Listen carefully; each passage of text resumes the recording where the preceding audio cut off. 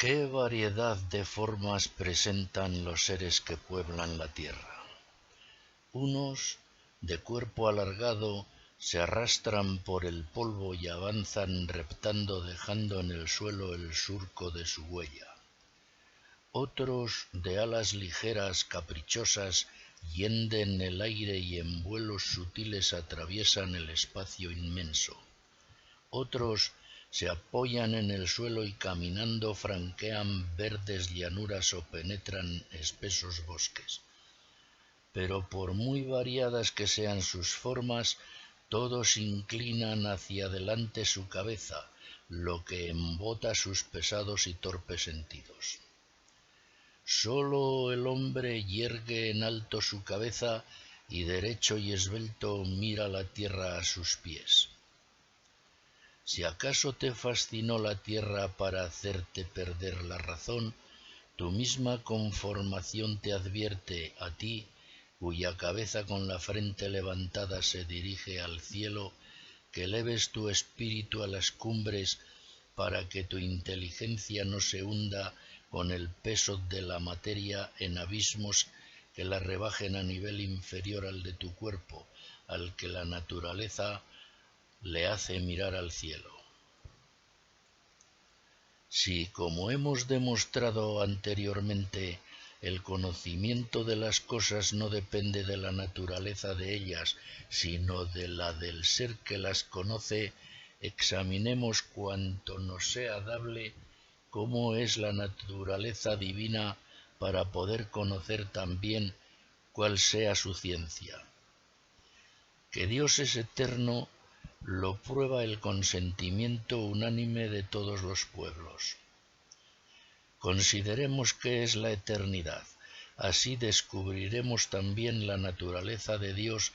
y el carácter de su ciencia o conocimiento. La eternidad es la posesión total y perfecta de una vida interminable, definición que resultará más clara si la estudiamos en vista de las cosas temporáneas. Todo ser que vive en el tiempo está de continuo yendo desde lo pasado a lo futuro, siendo incapaz de abarcar de una sola vez toda la duración de su existencia. No ha alcanzado aún el día de mañana cuando ya ha perdido el día de ayer. En nuestra vida actual sólo vivís el momento presente, rápido y fugaz. Así, un ser sujeto a la ley del tiempo puede no haber tenido principio y no tener fin, como Aristóteles afirma del mundo, pero no por eso reúne las condiciones necesarias para que se le pueda llamar eterno, puesto que siendo su vida ilimitada, no puede abarcar de una vez su duración, no está todavía en el futuro, ni tampoco es suyo el pasado. Por el contrario, el ser que abarque y posea igualmente en su totalidad la plenitud de una existencia sin límites, de manera que no le falte ni un solo instante del porvenir ni del pasado, con toda razón se podrá llamar eterno, el cual por necesidad y totalmente se posee a sí mismo en el presente, jamás se abandona y en su presente reúne la infinidad de los momentos del tiempo que fluye.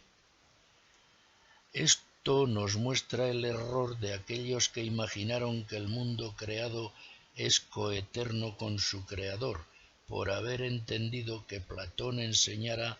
que el mundo no tuvo principio en el tiempo ni jamás tendrá fin. Son cosas muy distintas, en efecto, el prolongar indefinidamente una existencia sin límites, atributo según Platón propio del mundo, y abarcar igualmente en su totalidad la actualidad de una existencia ilimitada, lo que evidentemente corresponde a la divina inteligencia. Si juzgamos que Dios es anterior a la creación, esto no se ha de entender por razón de tiempo, sino en cuanto que es la consecuencia de la simplicidad de su naturaleza. En efecto, el movimiento infinito de las cosas temporáneas imita en algún modo el estado siempre actual y en quietud de una existencia inmóvil al cual no puede llegar aquel ni menos realizarlo. Por ello, de la inmovilidad desciende al movimiento, de la simplicidad del presente va a la infinita cantidad que componen los futuros y pasados, y aun cuando no posea igualmente en su totalidad la plenitud de su existencia, en alguna manera parece rivalizar con aquel al que no puede alcanzar, porque de una forma u otra nunca deja de existir, asiéndose a la actualidad del momento presente, breve y fugaz, cualquiera que ésta sea. Como esta actualidad se asemeja muy parcialmente al presente eterno, los seres que la tienen creen haber llegado a la posición de la existencia. Pero en la imposibilidad de estacionarse, el fluir de los seres ha emprendido el camino sin fin del tiempo y de este modo, siempre en marcha, prolonga una existencia cuya plenitud no ha podido abarcar estabilizándose. Por lo cual, y para dar a las cosas el nombre más apropiado, diremos con Platón que Dios es eterno y el mundo es perpetuo. Así pues, como el juicio abarca el objeto conforme a las leyes de la naturaleza cognoscente y Dios goza de un eterno presente, su ciencia, elevándose por encima de todo movimiento del tiempo, conserva la simplicidad del estado presente y abarcando el curso infinito del pasado y del futuro, considera todos los acontecimientos en su conocimiento simplicísimo como si sucedieran en el presente. Por lo cual no se puede pensar que esta presciencia universal sea como la presciencia del futuro de la que hablan los mortales, sino que es la verdadera y certísima ciencia de un presente siempre actual. Por eso es mejor llamarla providencia y no previdencia o presciencia, puesto que, existiendo lejos de los seres, todas las cosas ve delante de sí desde el encumbrado ápice del mundo. ¿Cómo quieres, pues, que una necesidad coaccione a lo que está iluminado con luz divina, cuando ni siquiera los hombres imponen tal necesidad a las cosas que ven? ¿Acaso lo que tú ves en este momento se hace necesario por el hecho de que tú lo veas? Pues bien, si me es lícito parangonar lo divino con lo humano, de la misma manera que vosotros veis series de hechos en el presente fugaz que vivís, Dios los contempla todos en el eterno presente de su existir, de manera que esta presciencia divina no transforma ni la naturaleza ni las propiedades de las cosas, estando presentes ante Dios, Él las contempla como un día serán en el tiempo. No confunde sus juicios acerca de los seres y con una sola mirada de su divina inteligencia discierne lo que debe suceder necesariamente de lo que no está sujeto a necesidad. De manera semejante vosotros, al ver, por ejemplo, que mientras un hombre camina por la tierra a la vez está saliendo el sol, simultáneamente presenciáis dos cosas, pero las distinguís, reconociendo que la una es necesaria y la otra es voluntaria. Así, la mirada de Dios al contemplar las cosas no transforma su carácter, y siendo para él presentes, son, sin embargo, futuras con relación al tiempo. De donde resulta que no es conjetura sino conocimiento cierto y verdadero el que Dios tiene de que un acontecimiento se haya de producir en el tiempo, sabiendo además que no ha de ocurrir en virtud de necesidad alguna. Me dirás acaso, un hecho cuya realización ve Dios en el futuro no puede menos de suceder, y en estas condiciones ocurrirá por cierta necesidad. He de confesar que hay aquí una verdad innegable, pero sólo está al alcance de que pueda contemplar lo divino. Debes advertir, no obstante, que un mismo hecho futuro, referido a la ciencia divina, aparecerá como necesario, pero considerado en su propia naturaleza, será independiente y libre. Hay dos clases de cosas necesarias, unas que lo son absolutamente, como el que los hombres sean mortales,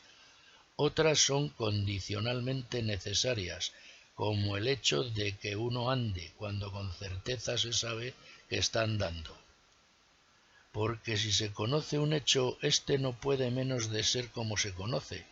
pero esto no implica necesidad absoluta de que el hecho exista. En tal caso, la necesidad no viene de la naturaleza del hecho, sino de una condición o circunstancia que a él se agrega,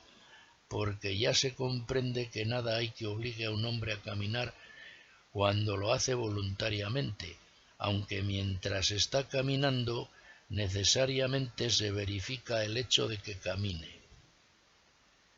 Del mismo modo, si la providencia ve un hecho en el presente, necesariamente se ha de dar tal hecho, aunque por su naturaleza no implique ninguna necesidad. Ahora bien, Dios ve simultáneamente presentes los futuros libres, los cuales, por consiguiente, con relación a la mirada divina, son necesarios por ser conocidos por la ciencia de Dios, pero considerados en sí mismos, no pierden el carácter de libres propio de su naturaleza. Es, pues, indudable que todos los futuros previstos por Dios se han de verificar. Algunos de ellos proceden del libre albedrío, y aun en el verificarse, su existencia no borra en ellos el carácter de libres, porque antes de producirse podrían no haberse producido. Pero dirás, ¿qué importa que no sean necesarios si de todas maneras se han de producir por el hecho de estar en la presciencia divina que se parece muchísimo a la necesidad? Recuerda solamente lo dicho al exponerte el ejemplo del sol que está saliendo a la vez que va caminando un hombre. En el momento en que estos hechos se verifican no pueden menos de verificarse, pero el primero, aun antes de existir, llevaba en sí la necesidad de producirse, y el segundo no estaba sujeto a semejante necesidad. Del mismo modo, las cosas que Dios tiene ante sí presentes ineludiblemente se producen, pero unas proceden de la necesidad y otras de la libre facultad de la gente. Con razón, pues, te dije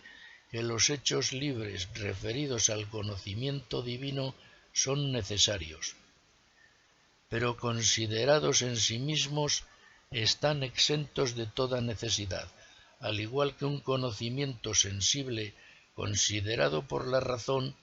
reviste aspecto universal, pero mirado en sí mismo no pierde su carácter particular. Podrás objetar, si tengo la facultad de cambiar de propósitos, puedo anular la providencia desde el momento en que me es posible alterar sus previsiones.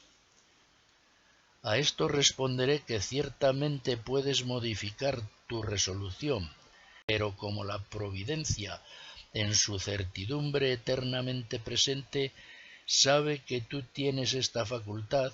prevé también si tú vas a hacer uso de ella y en qué sentido, por lo cual te es imposible esquivar la divina presciencia, como tampoco te es posible huir de las miradas del que actualmente te está viendo, si bien es tu libre voluntad la que te dirige en las diferentes acciones que ejecutas. Entonces dirás, mi actuación personal puede ir cambiando la ciencia de Dios, que cambiará su conocimiento según quiera yo esto o aquello. De ningún modo, porque todo hecho futuro va precedido de la mirada divina que lo trae a la presente actualidad de su conocimiento propio. La presciencia no cambia la manera de conocer, como tú crees, sino que de una sola vez en un presente eterno prevé y abarca todos los cambios posibles, sean o no voluntarios. Y esta universal actualidad que todo lo abarca y percibe se da en Dios no en virtud del desarrollo de los hechos futuros, sino en virtud de la suma simplicidad propia de su naturaleza. Queda así resuelta la cuestión que antes proponías, a saber, que parecía indigno de Dios el suponer que nuestros actos fueran la causa determinante de la presciencia divina, porque ésta es tan poderosa que abarcándolo todo en un conocimiento presente, por sí misma impone a las cosas su manera de ser, sin que en nada dependa de los hechos futuros. Siendo esto así, los mortales conservan íntegro su libre albedrío, es decir, la voluntad está exenta de toda necesidad, y por lo tanto no hay ninguna injusticia en las leyes que determinan los premios o los castigos. No sólo eso, Dios, que está por encima de todos los demás seres, contempla nuestros actos y con su presciencia y su mirada eternamente presente conoce la cualidad de cada uno, recompensando a los buenos y castigando a los malos. Por lo tanto, no es vana la esperanza que el hombre pone en Dios, ni son inútiles sus oraciones, las cuales, si brotan de un corazón recto, no pueden menos de ser eficaces. Apartaos, pues, de los vicios, practicad la virtud, elevad vuestros corazones en alas de la más firme esperanza, que suban al cielo vuestras humildes oraciones. Si no queréis engañaros a vosotros mismos, tened la probidad y honradez como ley suprema, ya que en todo cuanto hacéis estáis bajo la mirada de un juez que todo lo ve.